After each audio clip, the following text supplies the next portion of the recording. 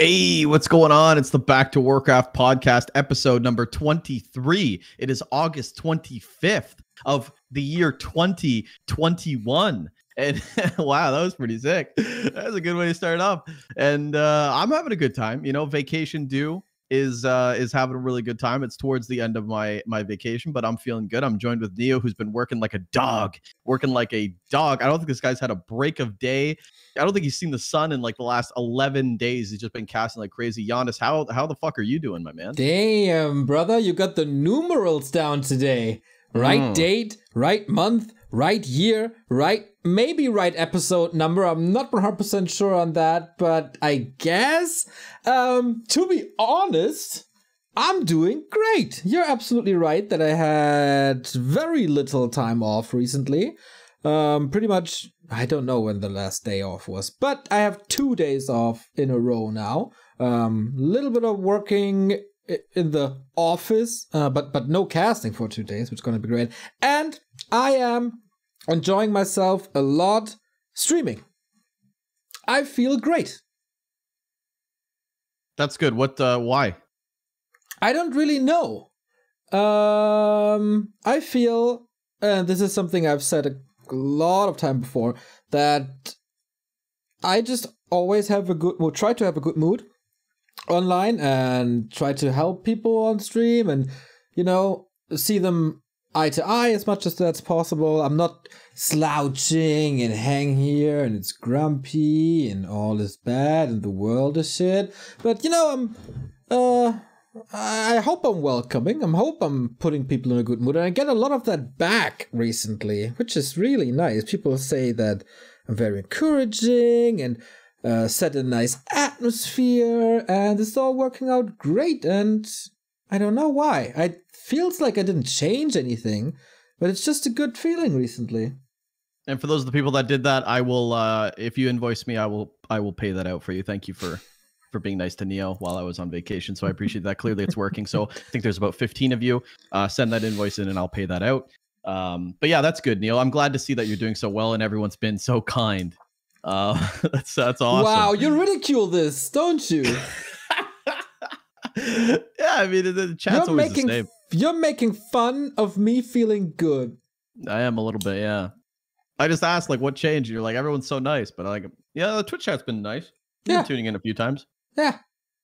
That's people good. Are really appreciative.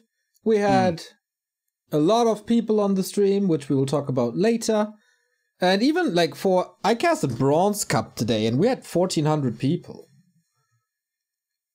I think, you know what? I'm glad for that, because I do think that at the end of the day, it's a Twitch Warcraft 3 broadcast stream, right? Yeah. So we just cast Warcraft, but I think the mindset has always been, where is Moon and Lynn, right? Like high level games, but there is some entertaining shit going on at any MMR. It doesn't matter. And I think that Gym Newbie League has shown that. I think the 4 players bronze has shown that. There's so many initiatives that have shown that even the lower MMR players have really, really exciting games. And at the end of the day, people just want to watch Warcraft 3. So that's beauty, man. It's great. It's great that we could fill the calendar with a bunch of shit because the calendar's fucking full. And it's like everyone's enjoying it. It's like perfect. Yeah, and that is like summertime at the moment. This is usually not when people enjoy streams. I mean, of course, there's still a pandemic and maybe people aren't traveling as much or not spending as much time on the beach or whatever. But summer is like, even last year when everything was locked down, numbers in summer weren't great. There was a clear dip from June to September. And we're not even in September right now. And it's still good numbers. Quite fascinating. I don't really know why, but I'm happy about it. And I don't question it too much. I'm just riding the wave. Maybe people went out in July and June and now they've got it all out of their system and they're broke and they need to stay home and watch Warcraft 3. Well, they got sick of it. This is the roaring Septembers now. We're in the roaring Septembers where everyone's at home and everyone's just going to watch Warcraft 3 and it's going to be exciting. Yeah, maybe after 1.5 years of being locked down, nobody actually wants to socialize anymore. True. I hate people. Oh, brother. We can talk. That's not true. That's not true at all. Yeah, I mean, you never know, right? I mean, the summer is always just up and down. It's like a wild card, because that is statistically and realistically though the worst time to stream on Twitch, because people aren't inside unless they're like me and they're fucking losers. But if you're like me, then you will. But for the most part, people like to go outside and enjoy themselves. I've been having a really good vacation though, man. I've learned a lot about myself, dude, in a month. Did you explore your buddy and found? I've just and he's my buddy. Yeah, buddy. Not buddy, your body. You know, found. Oh, I was thinking about something completely different. Found some places that didn't discover before. Maybe. What's going on in Bidoux land? I've just had more time to think about like what I'm doing with my life. Ooh. And what I want to do with my life. Dark thoughts then. No, they're good. They're good thoughts, man. Like I had a really good talk with the old man, and he was kind of just like, because like a big thing for me was I was trying to like get myself out there and find a girlfriend and try to like have a reason to step away from the computer. And he was just like, dude, you work hard. There's nothing wrong with that. You like you're here to work and you're killing it. And there's nothing wrong with that. Don't be ashamed of being a hard worker. And I was like, oh. And he's like, you don't have to feel like you need to do more, and you don't have to feel like you need to force things. They'll come naturally. And he's like, don't worry about girls. They'll come too. I'm like, all right. So it was like a really nice talk. And then when I thought about that, I was like, now I know like kind of what I want to keep doing. And I think I've always just trying to like keep myself busy here, but I've always had that back window, but I've kind of just like let go of that window. And now I just want to focus on what I enjoy. And if I enjoy it, then I feel good. And if I feel good, it's a better product and just overall better. So like this whole 3 weeks or whatever has been just me going like, you know what? I know what I'm meant to do. Yeah, this is pretty much a similar experience to what I had. Just not living this grind, not being the hamster in the wheel of doing one thing after the next, but let thoughts breathe a little. Let them flourish, let them grow. Let them grow. Yeah. So just overall really nice. And like, I don't know about you, but I have this thing where if I lay in bed and try to think, I just get like a huge mental block. And like, that's what the hamster in the wheel thing is. It's just day after day. I'm not like reflecting on anything. I'm just kind of like grinding. And it's a very stressful situation to be in because you don't feel like anything's moving, which is, it's weird. It's weird to think like that, but that's how I felt for a long time. So this vacation has just helped me, realize that, I've been a lot more healthier. I got myself a Fitbit, tracking my steps. I'm tracking my steps. I'm tracking my heart rate. I'm tracking my calories in. I'm tracking my sleep. The alarm sucks on it. It just vibrates. So I'm not going to use that for my alarm or I'm going to get fired from my job for being late. But I'm pretty sure you're going to get or make use of that somehow. If you people on the audio version just didn't see Bidoux's face, that was a smirk like no other. Exactly. The alarm doesn't work. The alarm doesn't work, but the vibrations are a tingly, boys. They are a tingly. Yeah, I don't know, man. I just it's been good. But you know what? I gotta say this. I'm really, really happy. I'm excited to come back, man. I'm excited to come back. I want to come back. I feel like every time I write in a Discord, it's like illegal, and I shouldn't be doing that. Mm-hmm. And I scolded you in week 1 for that. Yeah, you did, because I didn't go away. And Carson said it too. He's like, go outside. Like he saw me in a Twitch chat. He's like, what are you doing here? But the truth is, I can't shake it. I love it too. But yeah, I've been streaming a lot on my own personal stream. To be honest, I'm going to be streaming right after this recording for a couple. I've been doing like 8.5-hour grinds too. Like I've been really enjoying just not having to do anything. Like I could just do whatever I want right now on vacation, and it feels good. But yeah, very, very happy to come back. I mean, I am back at my work job right now. I've been back since Monday. But the Back2Warcraft, I think I'm off till the 30th. I still want to take some time.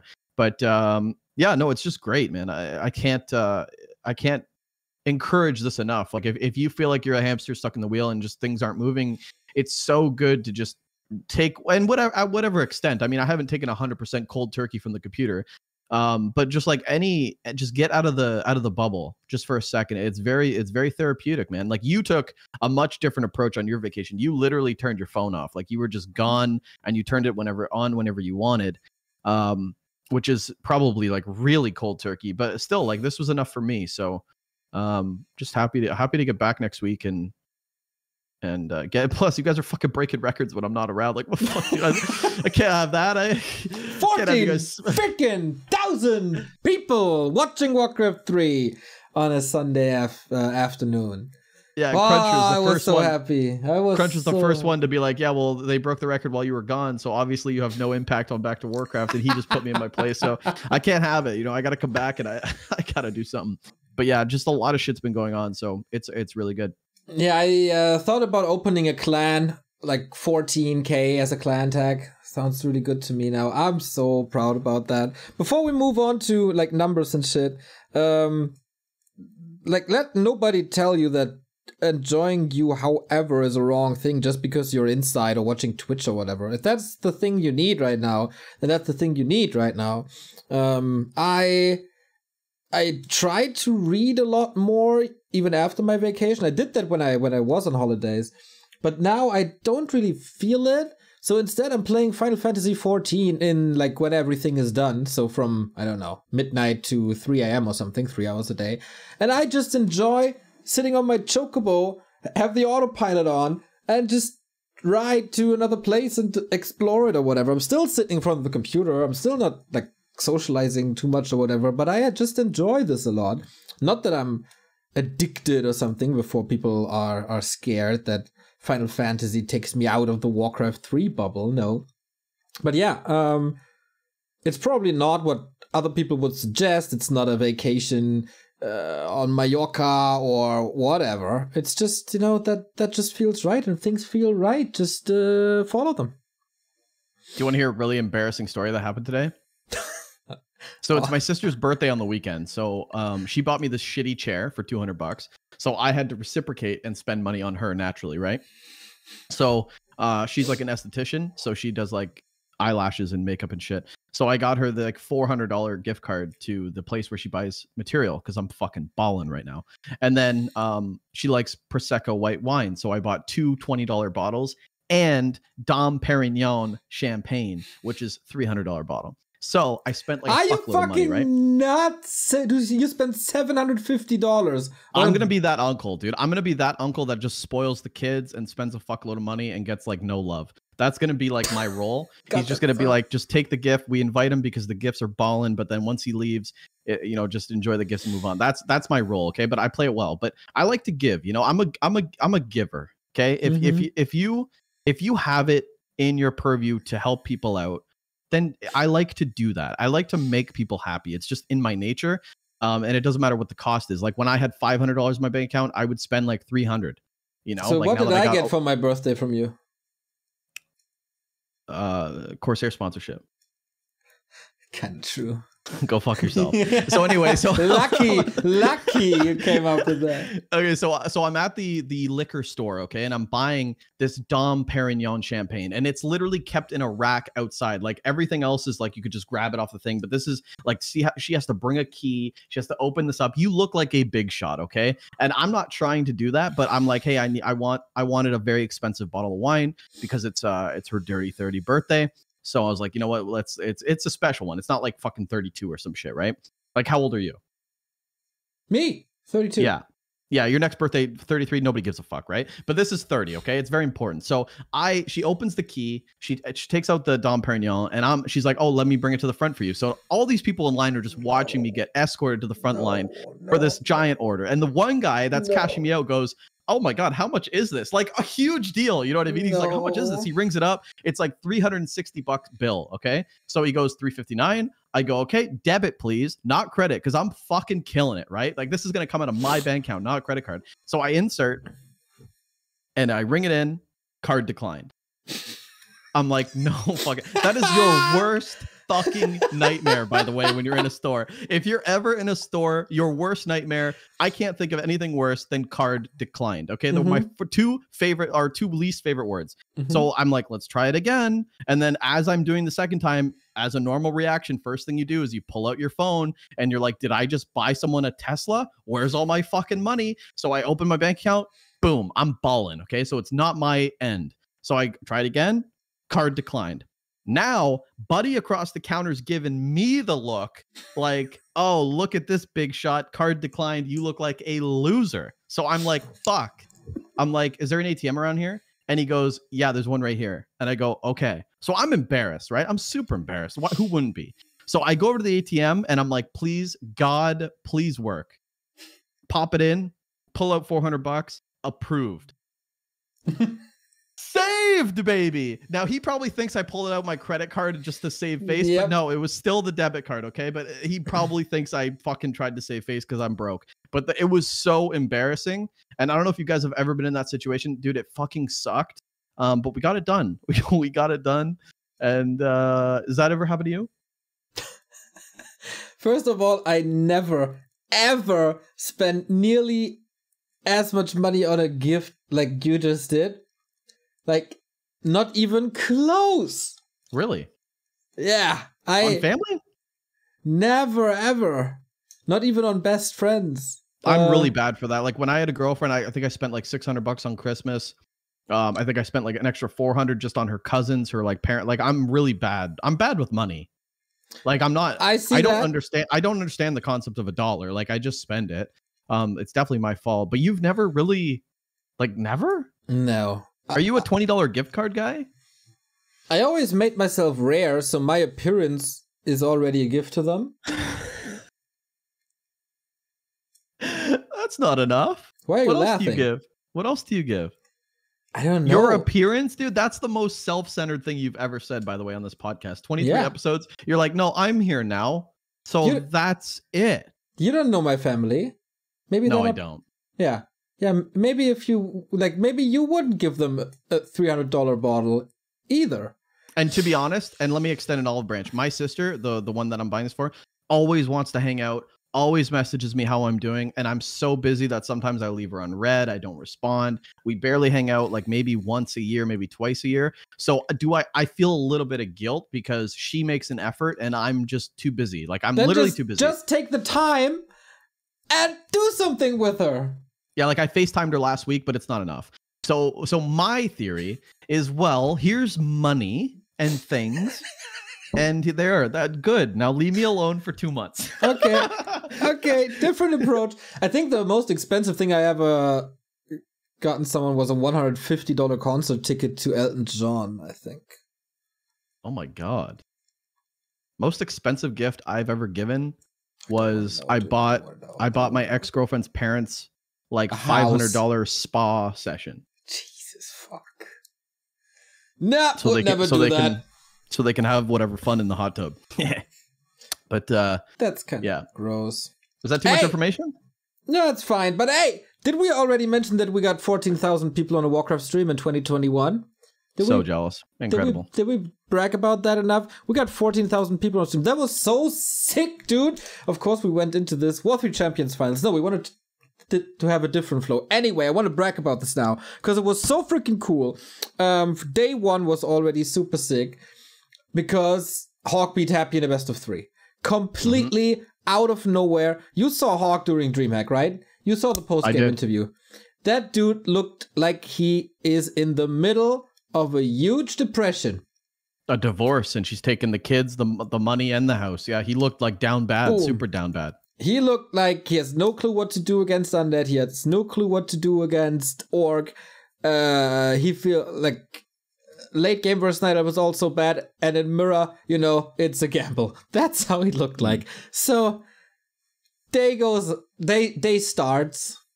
And this kid is up against Chemico first round. And I thought, okay, that's B stream because that's not even gonna be close, and Chemico is taking this. And this is me, who always shits on Chemico's human mirror, right? For years. HawK 2-0. Like, oh, dude. That's quite something. Well, maybe, you know, ping related. Goes on. Face colorful. Destroys the WGL champion. Yeah, what's up with Colorful lately? Colorful's actually playing like shit right now. What is going on? Absolute annihilation. I don't know, man. Feels like WGL I heard blues. I heard he's doing a lot of random for like stream and shit. Like I heard he's fucking around a lot, but damn, dude, like he's actually, dude, he looks so bad. Yeah, like, he looked like he didn't want to be there. No, I think he still has fun. Like whenever we had him on, he looked like fun. But maybe, you know, just not taking things too serious. Maybe he got that 50K or whatever it was from WGL and has a couple of easy There's no lives. way he got paid already. There's no way he got paid already. Let's not fucking sugarcoat it. He'll get paid next year and then he'll be loving it, but he hasn't got paid shit right now. There's no Who way. knows? So then HawK goes on, is up against Happy, and we all know, like, okay, we've seen this a million times in ESL Cups. You introduced anti-spoiler black screen to videos so people don't see that it's done in 20 minutes. They were best of fives decided in 15 minutes. And the first map starts. It's Tidehunters. Happy moves over, kills absolutely everything that HawK has. All the creeps at the spot, all the workers. Game over in 3 minutes 30. Okay. Every other Happy game. Let's go. And then HawK didn't turn it up to 10, not to 11. This dude turned it up to 17.5 and just played the best games of his life. And that was so sick. And I couldn't believe it. Remo couldn't believe it. Carson couldn't believe it. 10,000 people on the stream couldn't believe it. Twitch chat was in flames. Roof blown off. Happy in the lower bracket. And it's perfect too, because you guys were on the front page. So it's like the biggest exposure for the biggest upset. True. So it was like a perfect concoction of like, holy shit, this is going like way better than planned. I mean, this is, and that's the story of W3 Champions for a while. I mean, it's always been the best event, viewer wise and exposure wise. People love it. But to get that story for them is big. I mean, Dust League, I would love to get a Happy dethroned in Dust League, but he hates me and he won't play my shit. But for W3 Champions to get that story is fucking phenomenal. Yeah, man. Then day 2 wasn't the greatest. We had a couple of games at the same time. I thought that Exalt vs. Todd would draw a little more, but it was pretty early in the day. The Americas weren't awake yet, I think. Also, the games weren't too high. It was also a short day, so viewership there wasn't too crazy. And then Sunday was just HawK vs. Focus was not the HawK vs. Starbucks series where he got completely demolished. It was Focus pretty dominant in the end, and there we had like 50% of our dream finale, a kind of a storyline that we all spun from Friday on, that we would love to have a Focus vs. Happy grand final, and we repeated that over and over. And we knew that Happy had a pretty long run through the lower bracket, and there was like a SOC, a Law Riot, and then the rematch against HawK, and it was all so hype. And we all, like, the storyline was so cool because with every match, we got closer to the perfect outcome that we wanted to have in Focus vs. Happy, because Happy, you know, not the greatest versus Org, and Focus on a tear at the moment.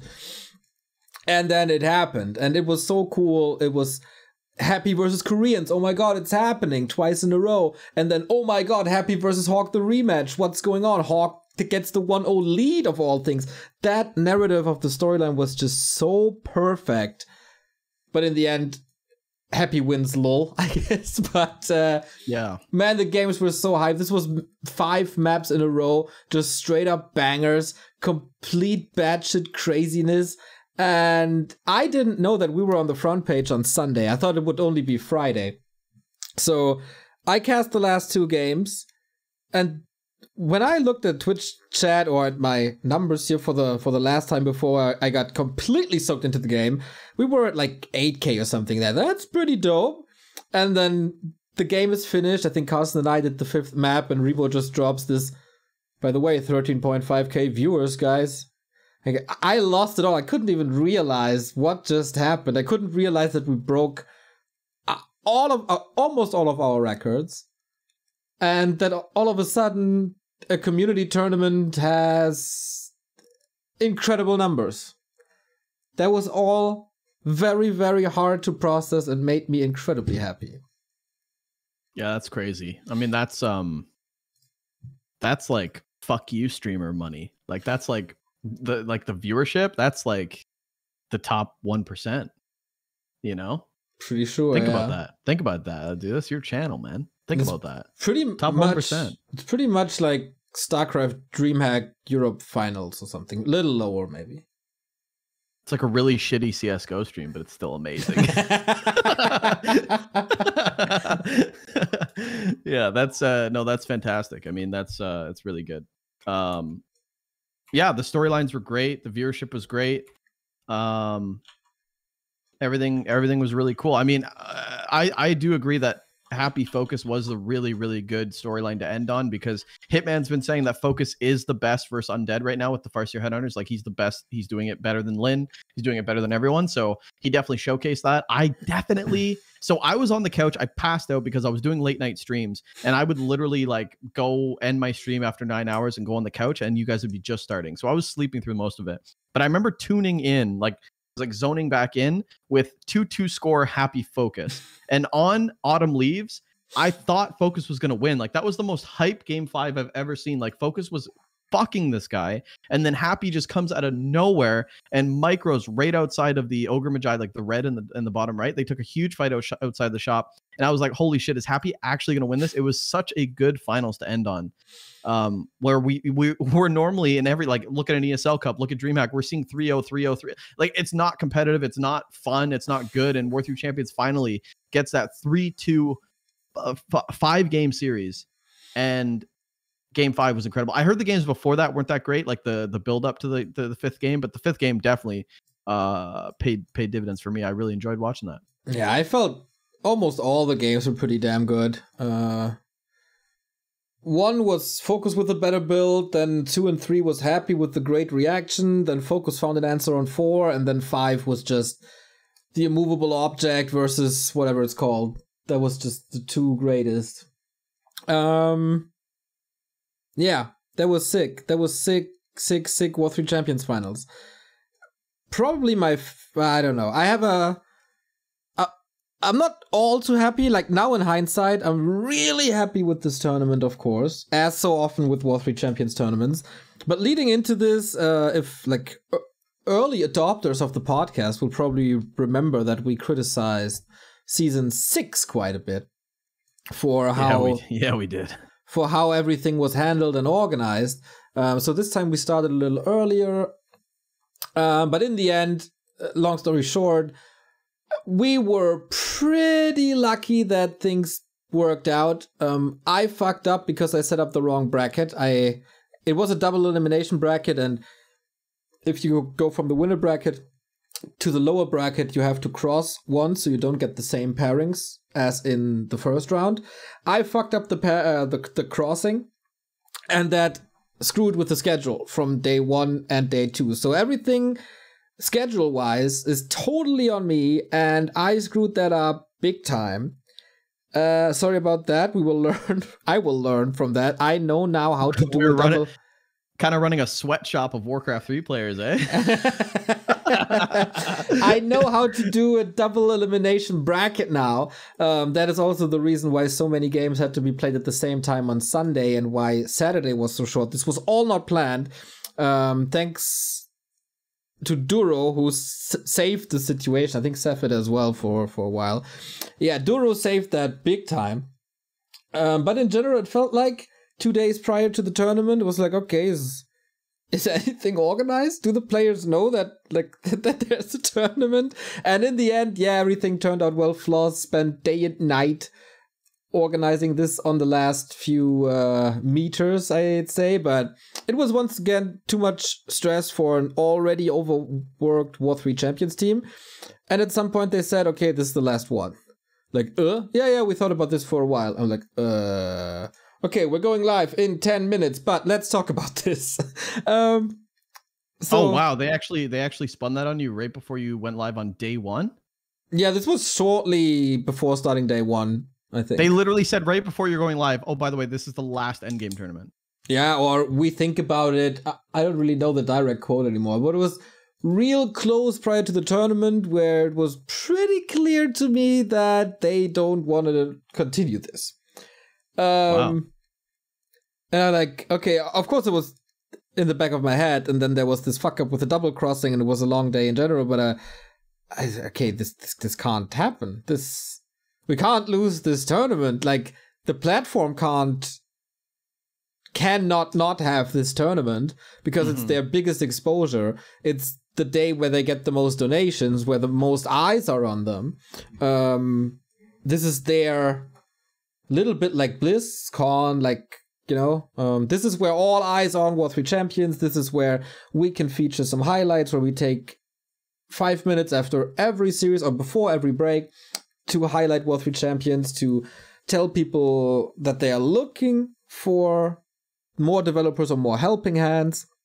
And what also caught me out of the blue is that server costs aren't really covered by us and the Patreon. It's like, whoa, or cost of operation or whatever you want to call it. I'm like, guys, you have to let people, a lot of money. You have to let people know, like, do it like Wikipedia, put a bar on the homepage. Like, at the moment, we cover 70% of everything that W3 Champions cost. Like, nobody is aware. I feel I'm a pretty close associate, or I like to think, I hope so, that I'm a pretty close associate to W3 Champions, and I wasn't aware at all. I knew that they are pretty stressed, and it's not the greatest atmosphere for them right now, because everybody is overworked a little bit, or burned out a little bit. But yeah, I didn't know that it was so close to getting this finals cancelled for season 8, and that it's that they are in the reds. That was crazy to me.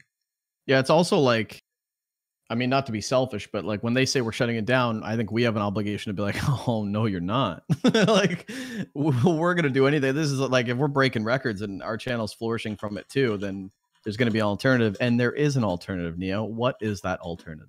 We take over. Hell yeah, we do baby. This now. It's, I think, in the best interest. We can design this tournament in the way we want it for the broadcast. We have a little more expertise in organizing tournaments than they have. And we can do a lot of cool shit, I think. Of course, we have stuff like DreamHack as well. But apart from that, like, you have DreamHack, not DreamHack, you have Dust League, of course. I have DreamHack to organize and run. But apart from that, I feel like we can do another big tournament. I feel like we can do stuff that they haven't seen before, that, like, spice it up. I feel it was a little one-dimensional this time with only one-on-one. It was also very squished together. It was all very condensed, I think. We can lighten it up. We can blow it up. I got some good ideas for the finals, and I got some cool ideas how to finance this better as well. I'm super excited for this. I know it's gonna be a shitload of work, and in the end, I will probably gonna rip my hairs out if they were still there. Thanks, Bidoux, for that.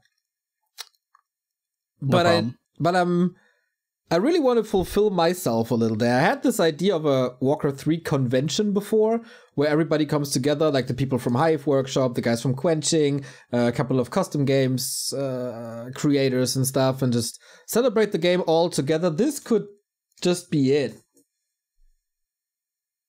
I think they should have done this a long time ago. And it's not because I think they're really bad at running endgame tournaments, which is besides the point. I just think, like, you're absolutely right. They keep talking about we're volunteers, we don't have enough time, and we're okay with putting a shitty product out. Why? Like, this is capable of doing a lot more, and we are capable of picking up the ball and making it bigger. We just are. I mean, if they don't have the time to do it, which they probably don't, I mean, praise where it's due. They run a great platform. A lot of cool perks. They just implemented Russia Central 2, which even cuts more ping from Korea.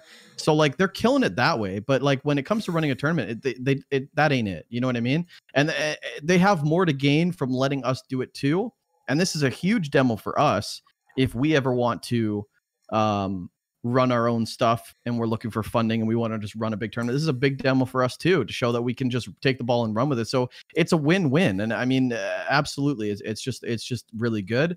Yeah, I think it's going to be good. I don't think you're going to be pulling your hair out, because at the end of the day, it's just going to be us boys figuring out together, and it's gonna be fine, man. I think you're gonna be surprised at how smooth it runs when we're in charge of everything. Yeah, but you know how stressed I am one day prior to a DreamHack. That's just the way I am.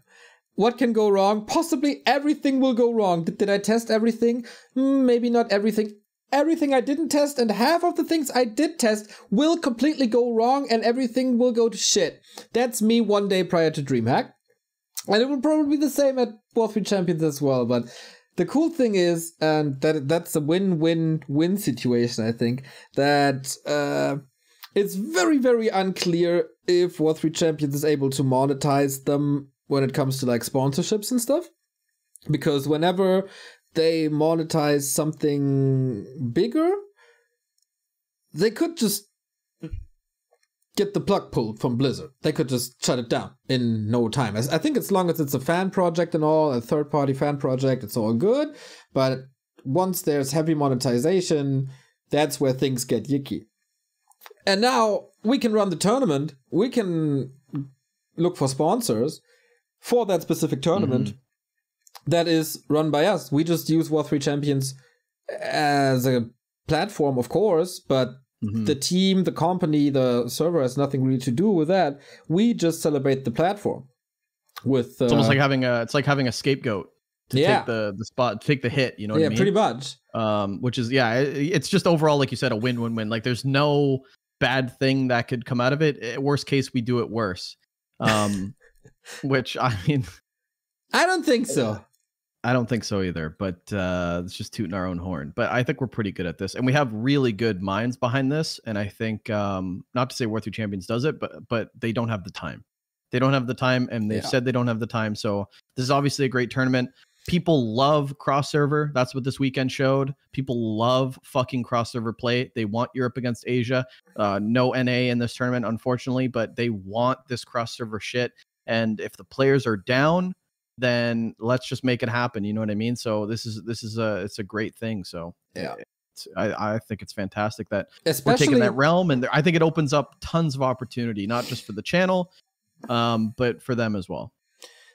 And it's getting better with the cross server every season. Like in season 6, when Lawlight was playing against Happy, I think Happy's ping was 2 and Lawlight's ping was 160 or something.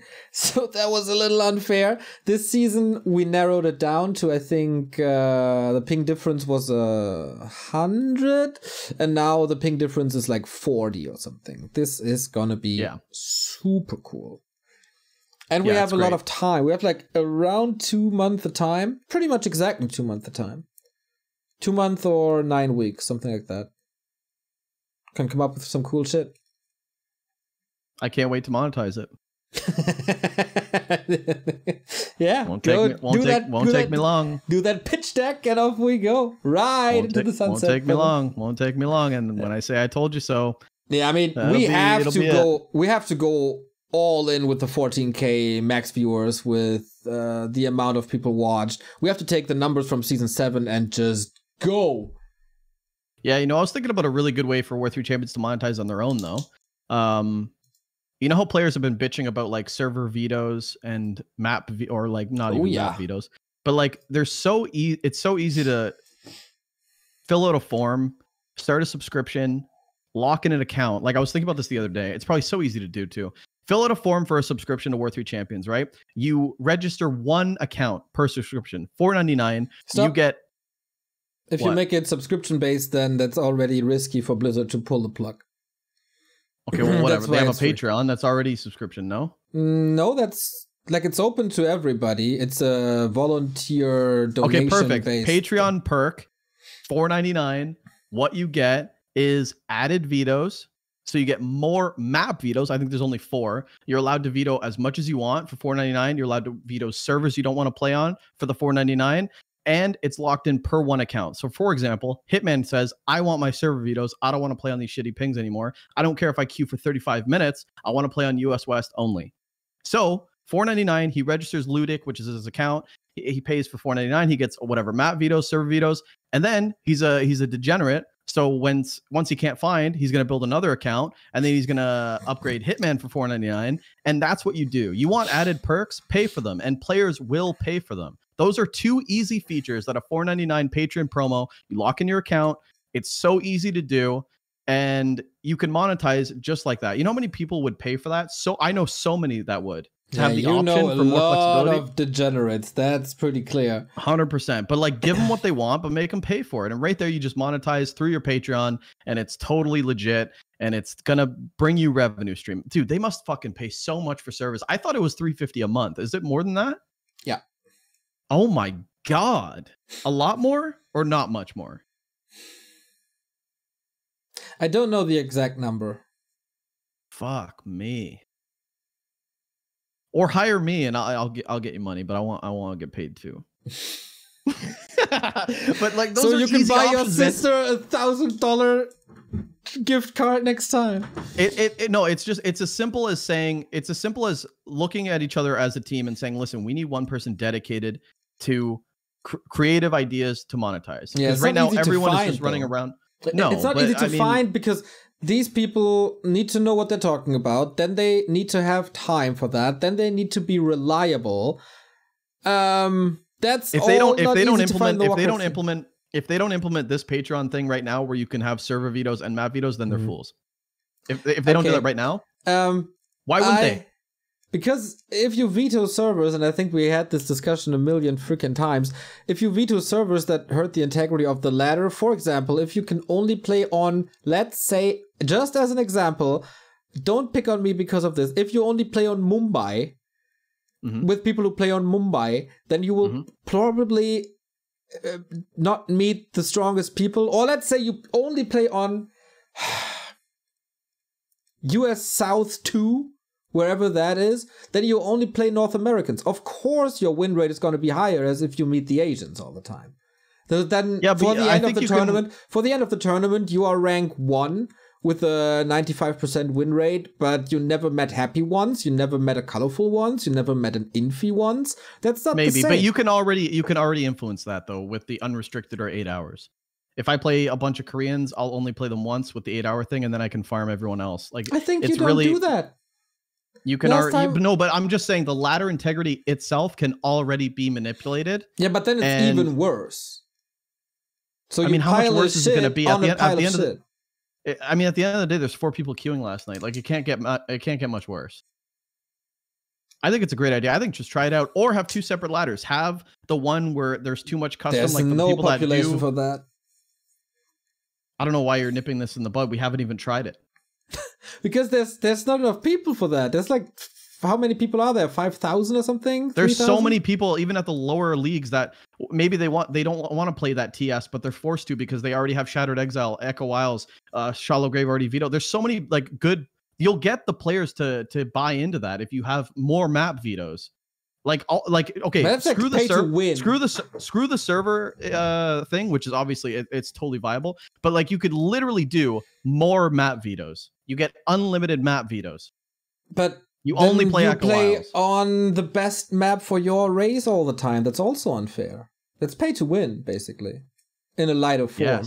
Yes, $4.99 pay to win, and we love them checks rolling in, baby. No, we're not Raid Shadow Legends, or we are not. Yes, we do. Hey, if you're having a problem with the integrity of the ladder, how about it's invite only, baby? Wow, did we just monetize you and solve good player brackets? Invite only. How did he do it? Invite only. That sounds like the War 3 Arena idea by Josh that absolutely killed the freaking server. I don't know. Right now everything's working out. Okay. Why don't we just plummet to 0 then?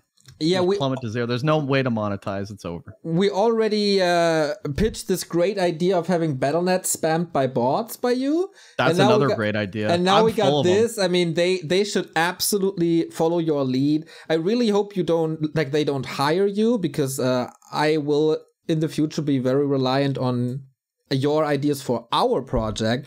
So. Yeah, I hope they don't steal you away. 50-50. I could think about that. I know you're being sarcastic right now. I know you're being negotiations about that. I know you're being sarcastic. Yeah. But I don't know, man. You have another week of vacation. I don't want to know what you come up with as well. Like, will you revolutionize the gravity equation? Maybe. I don't know. You know what's in my head next? I don't want to know. Subathon. Subathon, baby. Back to Warcraft Subathon. 72 straight days of nothing but Warcraft 3 action, brought to you by the kid himself. 72 days. Well, I don't know. It'd probably be like 3-4 days, but still, it's poggers. A subathon for Back to Warcraft, non-stop Warcraft 3. That'd be pog. That would be pog. I'm full of them, dude. I'm full of them. Our inbox is full of questions. Yes, I think we should get to them because there's so many, and we just really went on to this W3Champions rant. But at the end of the day, big shout out to them, and cool that they passed the baton over. We will take the ball and roll with it. They just keep working on what they're good at, which is running a sustainable platform that a lot of people enjoy. And by the way, because we're taking over, feedback is important. Check the Reddit post out, Neo, if you want to pull that up while we're right before we transition over to Q&A, which is very important as well. There is a feedback thread on Reddit. It's been getting a lot of traction. We want your feedback. What did you like about season, what the fuck was it, 7? What did you like about season 7? What did you hate about season 7? What do you want to see done better? We're not Blizzard. We're going to read every comment, and we're really going to try to implement the best way to do this. We're obviously, it's going to be a huge change for season 8. Like if we take over, which we are, it's going to be a drastic change, but I do think it's for the better. But we are definitely reading all these comments, and reddit.com/WC3. Exactly. And feel free to think outside the box. We are not limited by anything. If you want to see a certain game mode, pitch it. If you want to see, I don't know, a certain person cast, pitch it.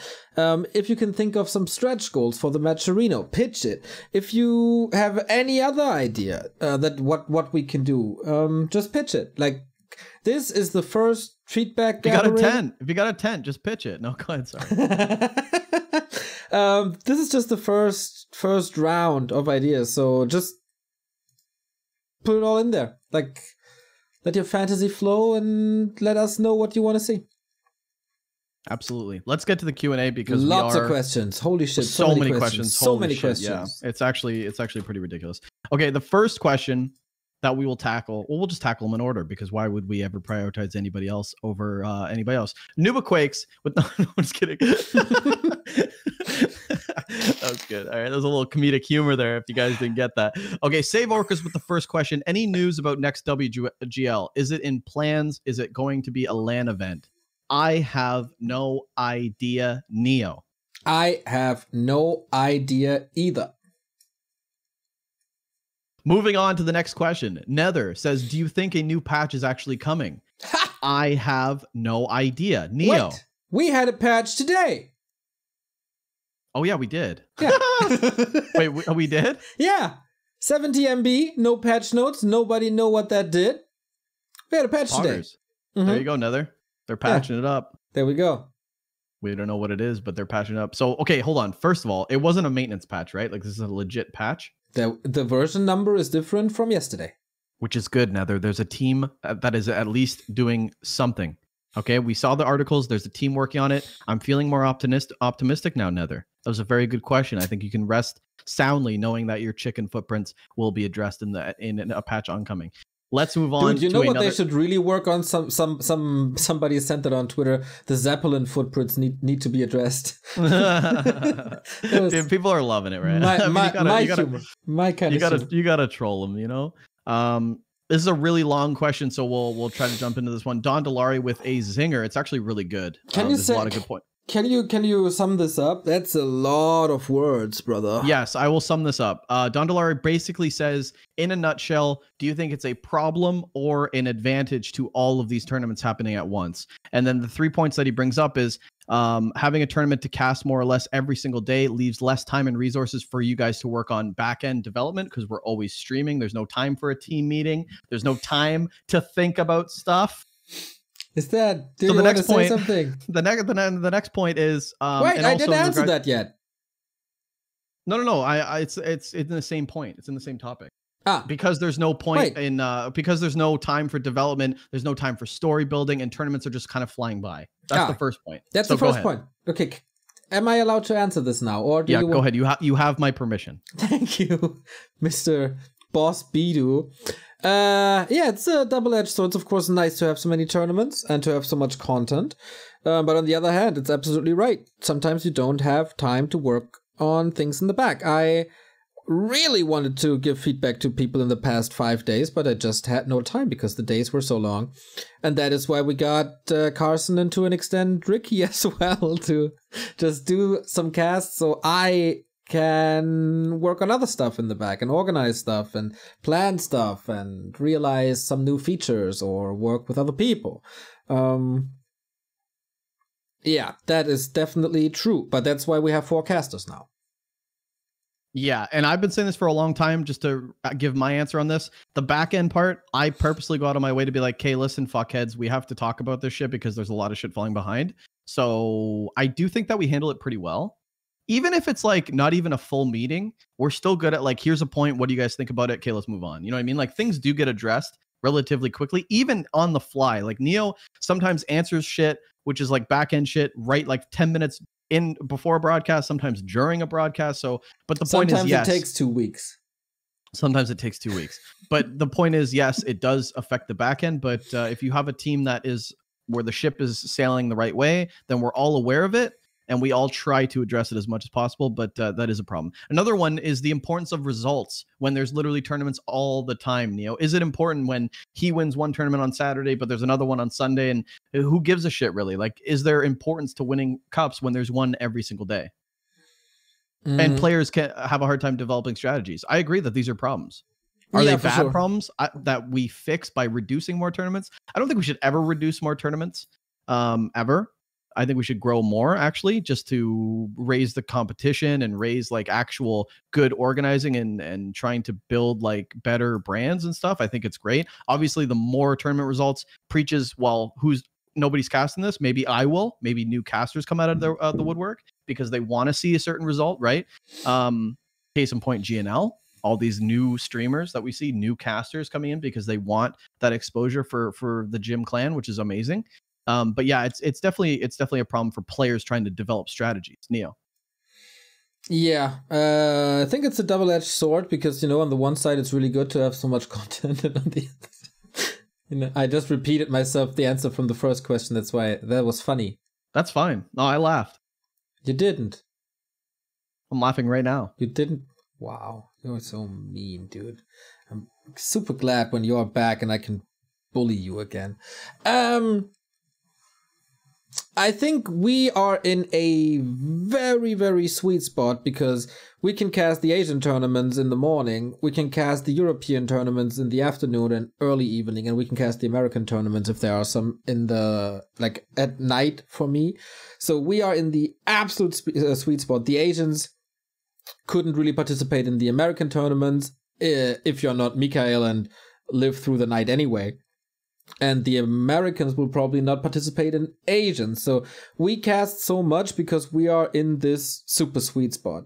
If you just look at the region separate, there is a couple of downtime, or a little bit of downtime, I think. They don't have weekly cups, for example, or at least I'm not aware of them. Shawi Cup was a thing. There were a couple of cups, but now everything seems to be these tier 2 events with like $5,000 prize pool and spent over a week.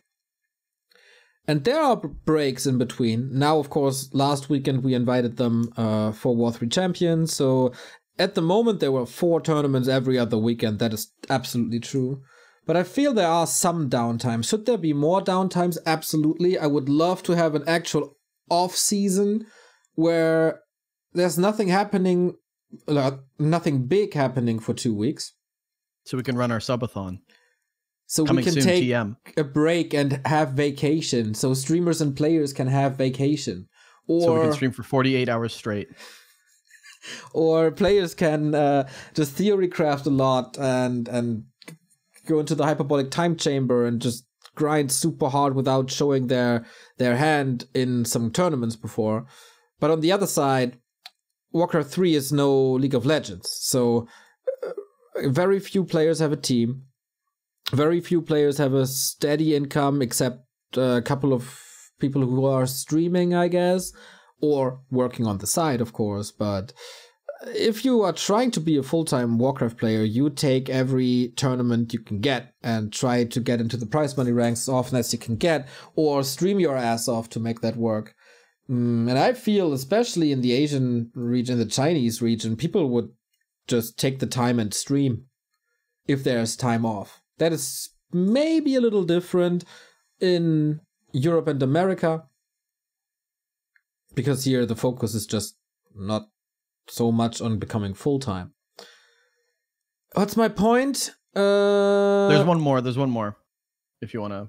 If there's an off-season, people would not take it, I guess. It makes it harder for players streaming, as they always have to compete with an ongoing tournament or have to avoid streaming to hide strategies, etc. You can do a million other things. You could do coaching. You could do your preparation on stream. Of course, you would show your card, but your opponent is most likely streaming at the same time as well. And does he have the energy to stream and then watch your stream to look at what you were streaming to prepare for that match? I don't think so. I don't know, man. All right. If you compete with an ongoing tournament and you fall flat, then your content is worse than the tournament. Then you should think about why your content is not competing with this tournament. For example,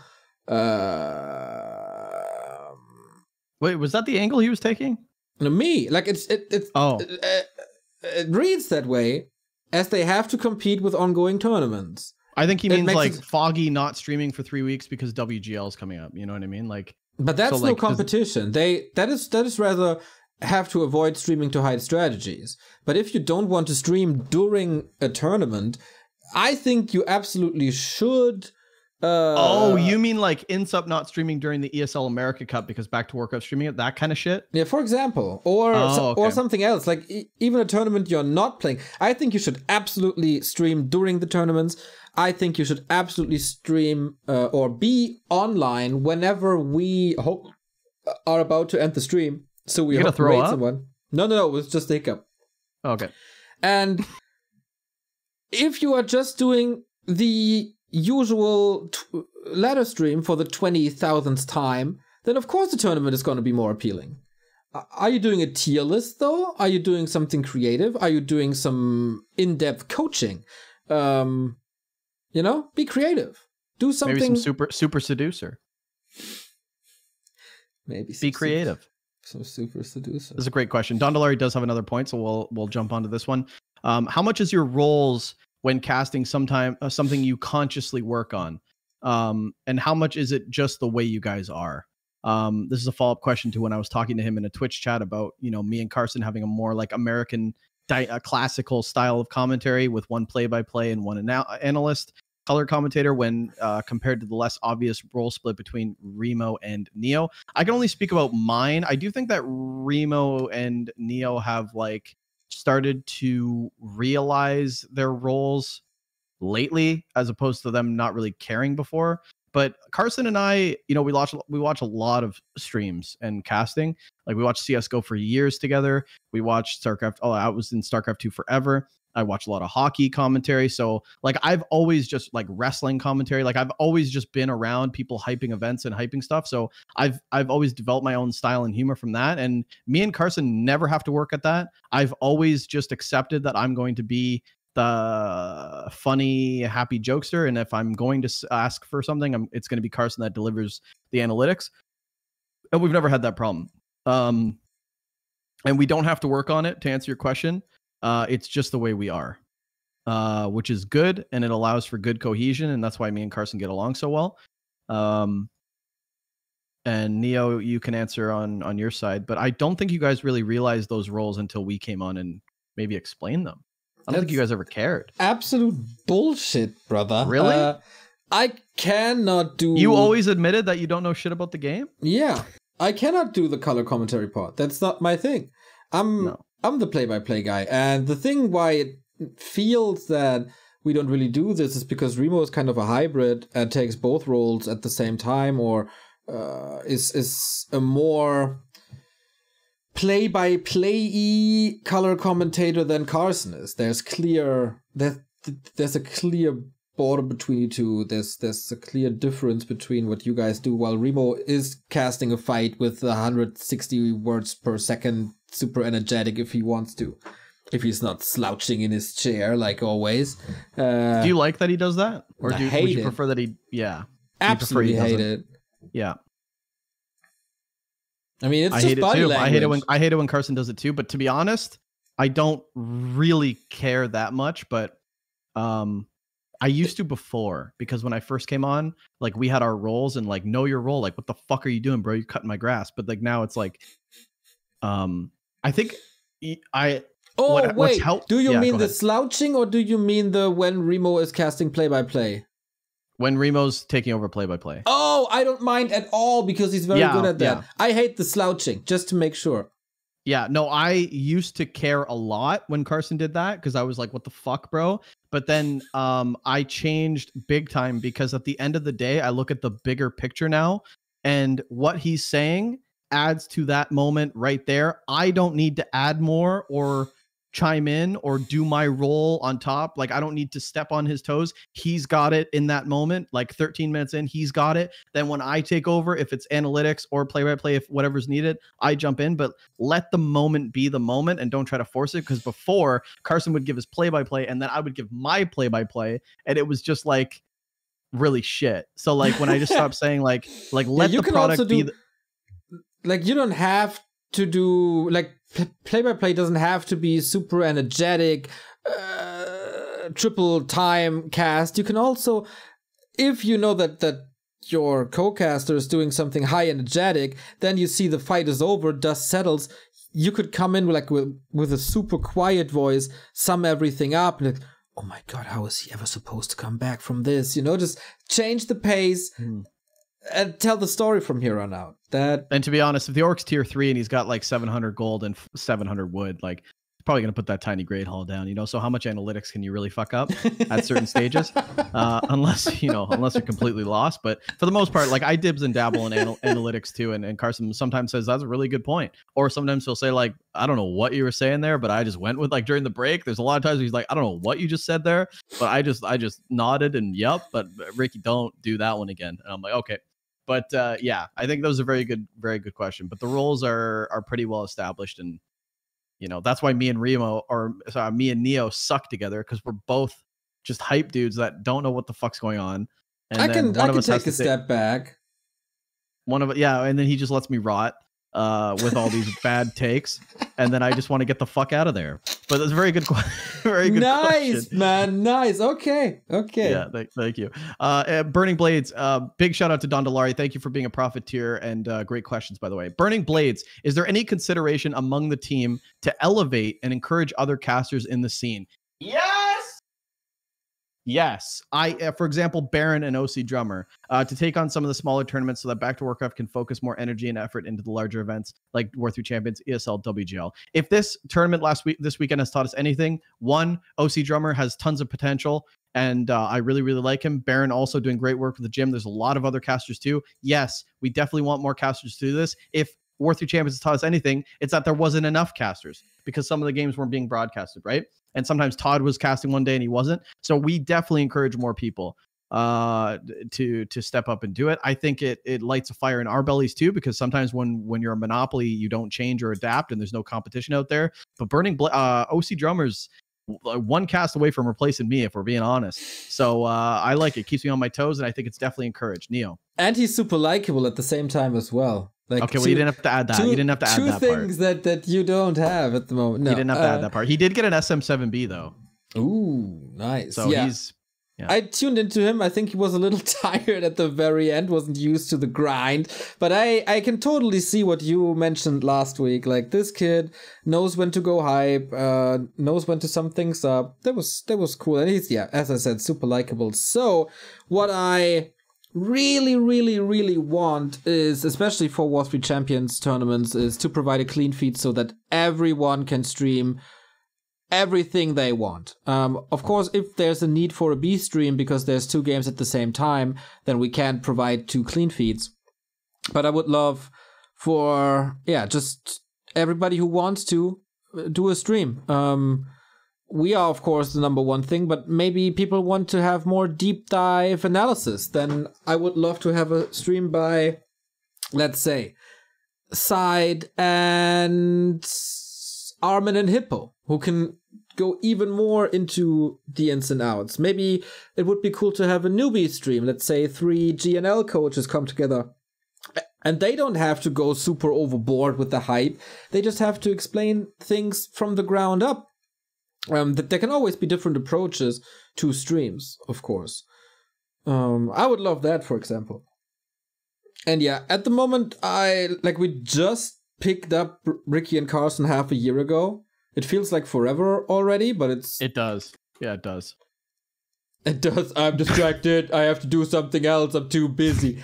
But yeah, it's just half a year ago. It feels very natural at the moment.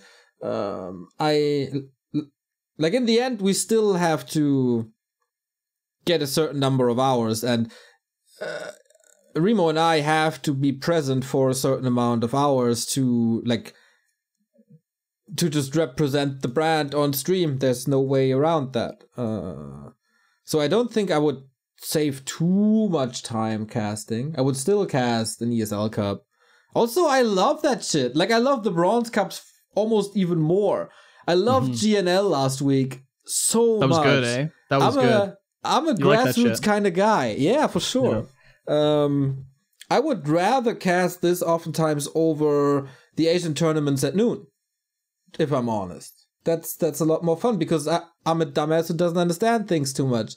Of course, if they are big and there's super hype around it, then for sure I'm going to do these big tournaments as well. And I'm always super hyped for DreamHack. But man, I was screaming my ass off for these GNL matches when this one guy was 0-3 before, and then it's the last match of the season, and he finally breaks his losing streak and all. This is cool, man. This is so much fun. But yeah, I also like to have time off. That's for sure. So at the moment, no, but we encourage everybody. If any caster has a question, for example, Gods, I still have to reply to him. I'm very, very sorry. But they can always approach us. We always answer as best as we can. I like to share stuff about production. I like to share stuff about, orga. I don't know what to do with Warcraft. A little bit of social media, like the baby steps that we had to learn in months. We can just pass this information to them. So they don't have to spend months on it, but maybe weeks, and then can cast more and more successful, etc., etc., etc. So yeah, we encourage everybody, I hope. It's a good answer. Thank you. It's a really good answer. Good question, Burning Blades. And thank you for being he moved up, didn't he? I'm not too sure. He should. I think he moved up. I don't think he's Buffering. Why? Burning Blades is a profiteer. Thank you for your question. Wonderful. My good sir. That's another one, right? Well, yeah, he's got another one, so I'm not even done. Jesus. Additionally, what advice would you give to anyone who is wanting to support and help behind the scenes tournaments besides the obvious ways of donating or watching? I know there's a lot of skilled people that mind pitching in when they have free time. Thanks, you guys are the best. Thank you. I had to add that last part because it was a nice compliment and I like to feel good. What advice do you have anyone who's wanting to support and help behind the scenes besides donating and watching? I would say talking about it, write something on Reddit, get some buzz, tweet about it, tweet a hot take, not even a hot take, just any take. Be like, wow, this stream is going really good. Just really getting it out there. And the best way I would say is maybe like an article or maybe like a Reddit thread. I mean, you can really just Reddit thread like anything, like as simple as, wow, this game 5 is really cool. Like that's how simple it is. Just get it out there. And that's going to help a lot of TOs and a lot of tournaments. And it's going to allow us to prove that people do care about this. People are talking about it. And it's not just something that passes people by. Like this is something that people really care about. I mean, besides watching and donating, those are the two biggest ones I would say is tuning in. And then of course, financial support. But Neo? A little bit of a different take. That is pretty specific towards us now as Back2Warcraft or as a tournament organizer. If you have a suggestion, please let us know. We get almost zero constructive feedback on anything. So if you have some feedback, please let us know. And then if you're specialized in some sort of field, like let's say you're a graphic artist, then you want to help, then look at what we got and take a single piece that you would do better. For example, I'm a graphic artist. I look at our YouTube thumbnails and I see they are horseshit. So I would come up with a draft and approach me or send me an email or send me a Discord DM like, hey, brother, I'm this and this and this. My name is whatever. I'm a graphic artist. Here's my portfolio. I thought about how I can improve your shit, and here's the draft, and I would love to do this for you. Of course, we can. If it's a lot of work, we can pay a little bit or something. And this goes for pretty much everything. Like, hey, I looked at your social media, and it would be super cool if you could do this and this. Like, I saw this Instagram story by streamer X and Y. This could be something for you. Just, I think it's not enough anymore to give general, like something general. It has to be somewhat specific. So we almost need specialists to improve from the status quo. So yeah, I would love to, or for people to pick a certain topic, let me know how it could be improved, and if you are the guy to improve that, then of course, hey, let's work something out. That would be dope. Or if there's a sales person that said, hey, I can do a pitch deck for you and I got a list, we can just approach them together, let's go. You son of a bitch. I just want to get you out of a job, you know that. Or just walks off the fucking. It's fine. I can go on. I knew you were gonna do that too. I knew you were gonna take a shot. I knew it. I can go on and on and on. Or you're an audio engineer or whatever, and you listen to the stream like, this sound on Carson's mic is bothering me forever. That's a good point. Then just let us know, man. We are idiots when it comes to high professional shit or just professional shit. We just gobble stuff up that we see along the way and put it together with sticks and stones and tape, and it's somehow working, and it's somewhat shiny and it's somewhat good, but in the end it's just glued together. Yeah, that would be really good. Yeah, I agree. You guys need a lot of work on that.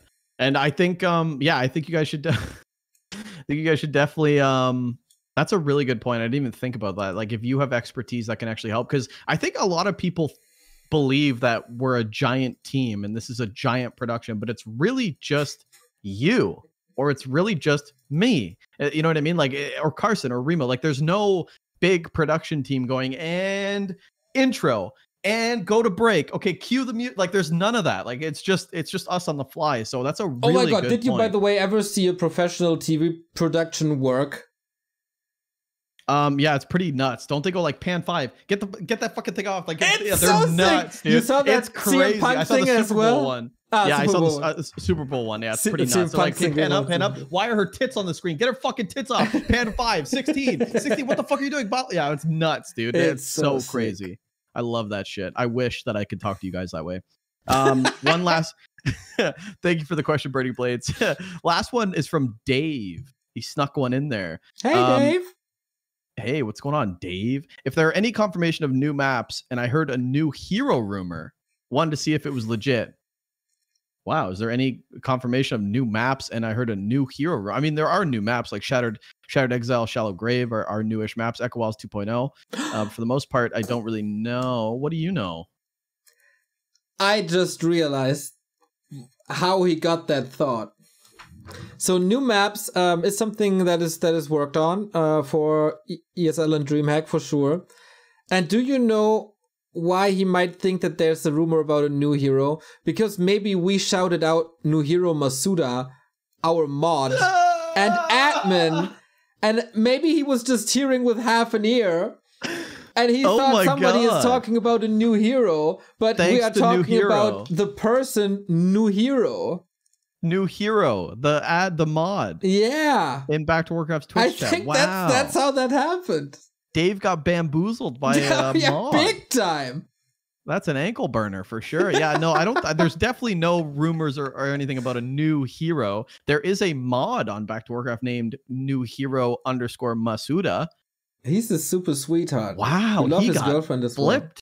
He's tripping out right now. He's like, is it a Naga? What is it? Oh my God. Is it Jaud? Is Jaud coming back? He's tripping balls. No, Dave, it's Sorry. It's all good, man. It's all good. That's pretty funny. And that's a good way to end episode 23. Yeah, I think so. That was a good one, man.